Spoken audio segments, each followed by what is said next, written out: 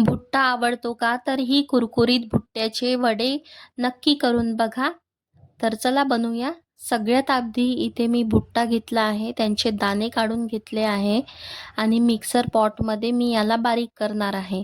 एकदम जास्त बारीक पण नाही करायचं आहे, जाडसर वाटून घ्या आणि आता आपण याला एका कटोऱ्यामध्ये काढून घ्यायचं आहे अलग.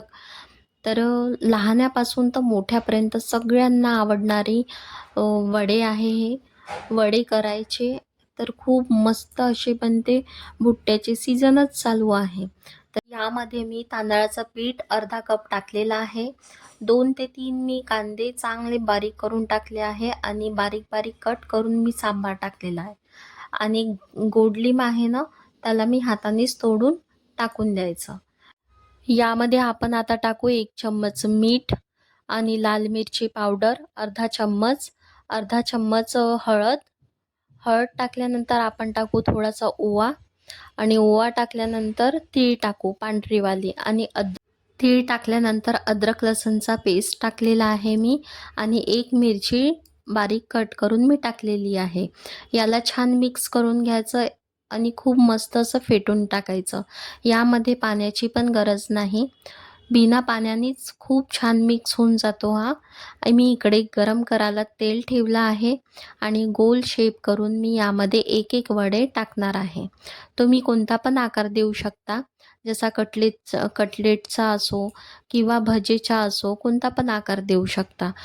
मला वड्याचा आवडला म्हणून मी वड्याचा टाकत आहे. तर क्रिस्पी होतपर्यंत छान तळून घ्यायचं आलटून पलटून. आणि तुम्ही बघू शकता किती मस्त कलर आलेला आहे. आतून नरम आणि बाहेरून क्रिस्पी असे खूप मस्त वडे लागतात.